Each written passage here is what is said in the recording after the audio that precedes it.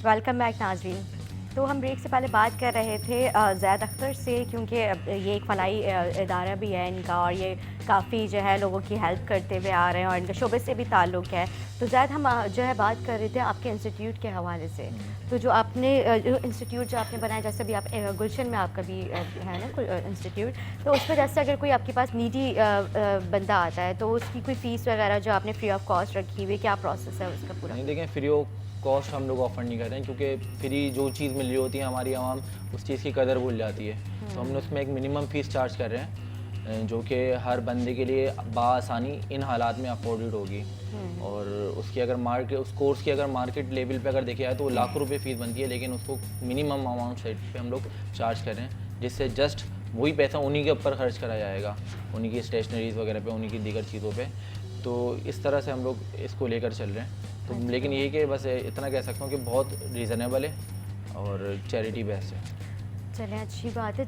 ज़्यादा आप मुझे ये बताएं, क्योंकि आप खुद भी यंग हैं, तो आपने कैसे जो है सोचा कि मैंने एक एनजीओ बनानी है, और आप क्योंकि ज़ाहिर यूथ के लिए भी काफ़ी काम कर रहे हैं, तो क्या सोच के आपने जो एनजीओ बनाई और एजुकेशन के ऊपर भी काफ़ी आपने फोकस किया हुआ है? देखिए, मैं खुद भी जब एम्प्लॉय होता था तो मैं इस चीज़ को बड़ा देखता था। लोग बड़ा पाकिस्तान में अगर कराची सतह पे देखा जाए है तो जॉब्स बहुत, लेकिन खूब से खूबसूरत की तलाश हर किसी को होती है। तो मैंने ये सोचा कि जब हम मेरे पास मैं इंटरव्यूज़ कंडक्ट करता था तो काफ़ी अनएम्प्लॉयमेंट मैं देखता था कि बढ़ती जा रही है, और बेइंतहा टैलेंटेड लोग और तालीम याफ्ता लोग इस चीज़ से मुतासिर हैं कि वो अच्छी एजुकेशन होने के बावजूद भी कराची में बेरोज़गार घूम रहे हैं। फिर मैंने सोचा कुछ ऐसा काम किया जाए चैरिटी लेवल पे जो कि हम अपनी यूथ के लिए काम करें, आने वाली नस्लों के लिए काम करें। तो हमने सारे मेरे पास जो जितने सीवीज़ आती थी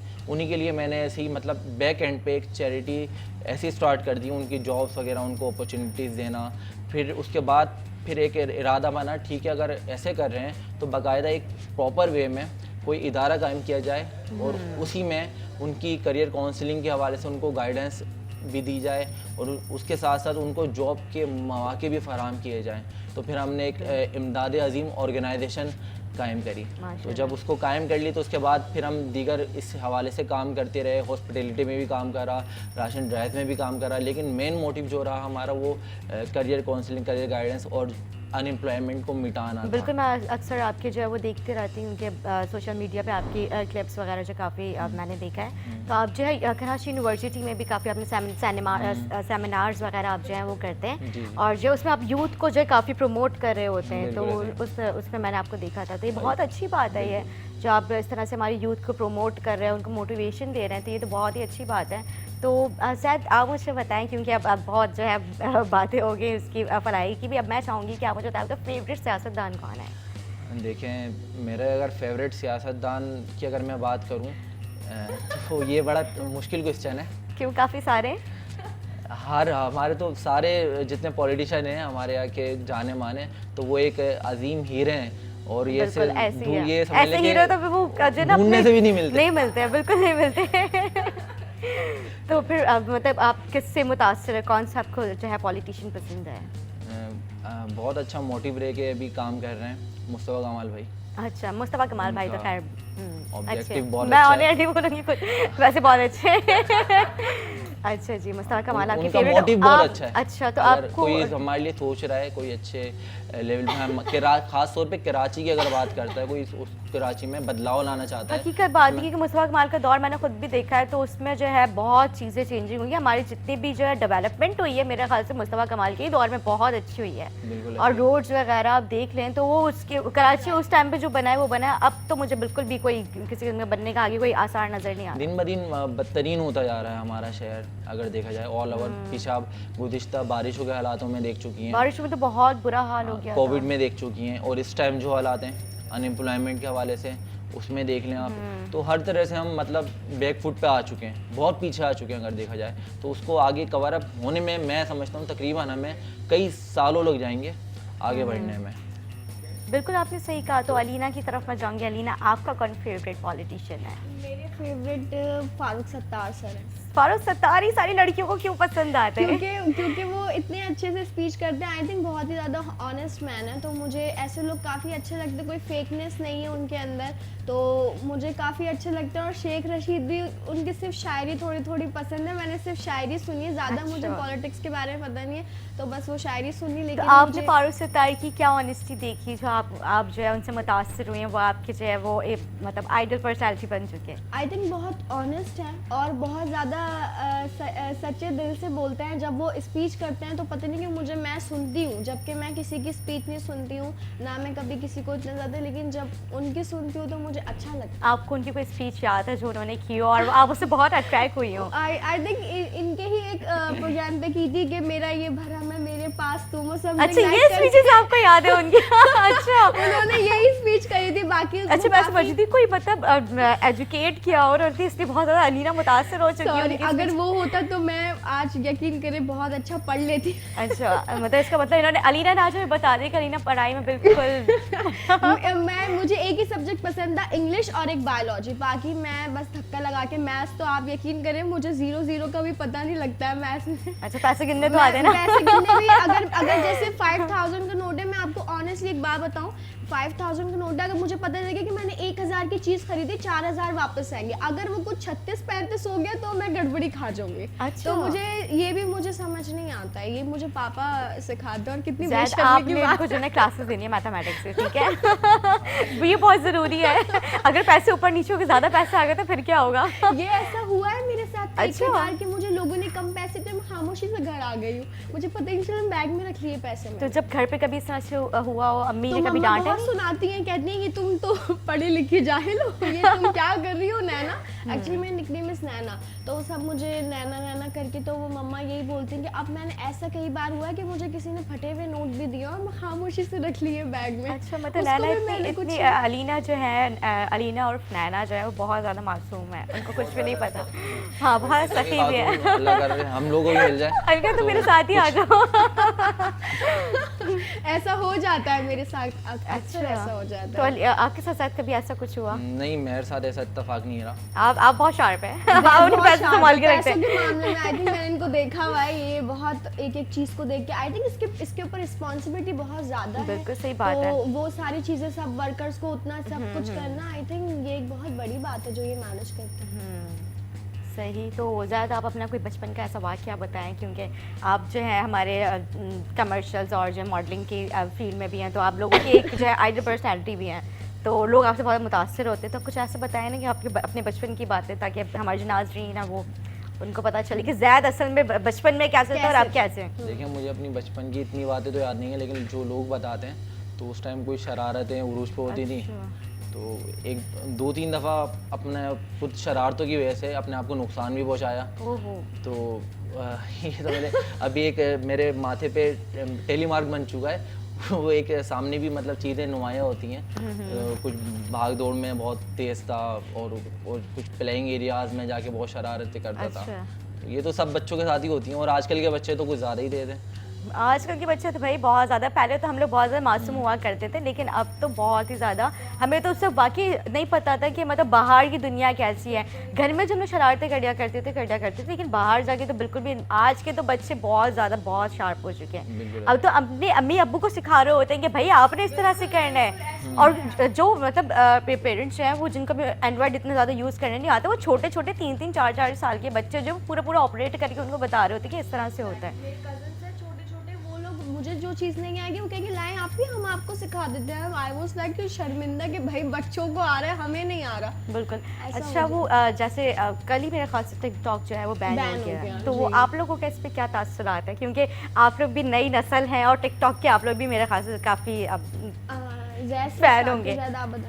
टिकटॉक पे आने का तजुर्बा बहुत सालों पहले से था, लेकिन वो टाइम ने इजाज़त नहीं दी, तो मुझे इतना आइडिया एक्सपीरियंस नहीं रहा टिकटॉक के वाले से। अच्छा, मतलब आप टिकटॉक इतना ज़्यादा यूज़ नहीं करते? नहीं, मैंने बिल्कुल भी यूज़ नहीं करा टिकटॉक। मतलब आपकी नज़र में क्या है कि टिकटॉक जब ये बैन किया है हमारे पाकिस्तान में, ये सही है या फिर गलत है? नहीं, देखें, एक किसी सोशल वेब को बंद करना तो गलत है, क्योंकि उस चीज़ से काफ़ी लोगों के रोज़गार चल रहे थे। और काफ़ी लोगों को मोटिवेशन भी मिल रही थी, जो बेचारा स्क्रीन पे नहीं आ सकता। आजकल का जो एक टैलेंट है वो अपने टैलेंट को किस तरह से वो करे, एक्सपोज करे, किस तरह से उसको मंजर आम पे लाए। तो टिकटॉक एक अच्छा प्लेटफॉर्म था उन लोगों के लिए जो न्यू टैलेंट थे, न्यू कमर्स थे। तो एक तो टैलेंट्स के अलावा फिर मैं बात कर रहा हूँ वो जो जिनके काफ़ी लोग रोज़गार बन चुके थे। अब देखिए हर चैनल की एक जीनत हो गई है, टिकटॉकर्स को लाना, उनको ऐसा गेस्ट बिठाना, उनको उनके थ्रू लोगों को एंटरटेन करना। बिल्कुल। तो ये एक लोगों का नुकसान भी हुआ है।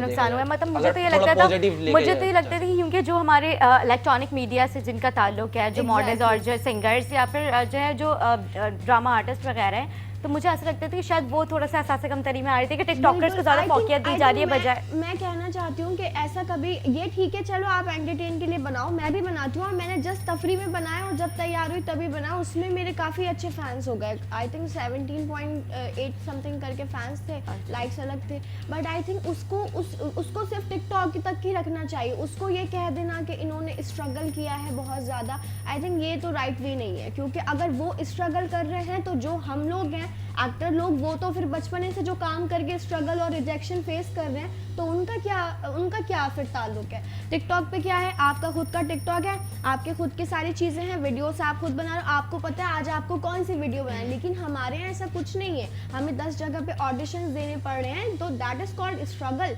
तो ये है स्ट्रगल। अब उनको कह के उनको फिर उस चीज़ पे बिठा देना कि इनके फॉलोवर्स ज़्यादा हैं। अब आप मुझे बताएं, अगर इस चीज़ को मैं आज क्लियर करना चाहती हूँ, कुछ लोग कहते हैं कि फॉलोवर्स से बहुत फ़र्क पड़ता है। अगर ऐसा होता तो जो पिछले ज़माने के लोग हैं, एक्टर हैं, ज़ेबा बख्तियार मैम है या जावेद शेख सर है, उनके इंस्टाग्राम पे फॉलोवर्स बहुत कम है। और फेरोज खान है या फिर बिलाल अब्बास खान है, उन्होंने अपने काम से अपने जो है मकाम बनाया। Exactly that is the main point कि हमें ये नहीं सोचनी, ये सोच नहीं रखनी चाहिए। इंस्टाग्राम भी कल को बंद हो जाएगा तो फिर क्या मतलब, सब फ्लॉप हो गए एक्टर। जावेद शेख सर है, फेरोज खान है। बिल्कुल तो ये चीज़ हमें, ये आजकल के लोग जो है, यूथ जो है, वो आपके फॉलोवर्स कम है, इनके फॉलोवर्स ज़्यादा हैं। अरे भाई इससे अच्छा, फॉलोअर्स में भी कंपटीशन आई होता थिंक है। मुझे लगता है, मैंने ऐसा कई बार सुना है, तो मैं इस चीज़ को बिल्कुल मानती नहीं हूँ कि ये एक बहुत ही ज़्यादा फेक चीज़ है। ठीक है वो आप एंटरटेन करो, उसको एंटरटेन की हद तक ठीक है, लेकिन ये कह देना कि ये भी बराबर के स्टार हैं और ये भी बराबर की स्ट्रगल कर रहे हैं, आई थिंक ये गलत है। वो स्ट्रगल नहीं कर रहे। बिल्कुल, मैंने देखा जैसे अभी बीच में जो है वो एक निजी चैनल पे बाकायदा पूरा प्रोग्राम किया गया था और टिकटॉकर्स को बुला के जो है बहुत उन्होंने अप्रिशिएट किया था। अच्छा, मेरी नज़र में टिकटॉक जो है ना कोई इतना मुझे नहीं पसंद है पर्सनली। क्योंकि उसमें आप अगर कोई वीडियो ही बना रहे थे, कम से कम उसमें कोई मैसेज होना चाहिए। आप उसमें जो है सॉरी टू से वो जो है ना फहाशी की तरफ जा रहे हैं। हमारी जो छोटे बच्चे हैं उनके भी हाथ में मोबाइल्स हैं, वो भी सब वो चीज़ें देख रहे हैं। तो ये चीज़ें बहुत अजीब लगी थी मुझे।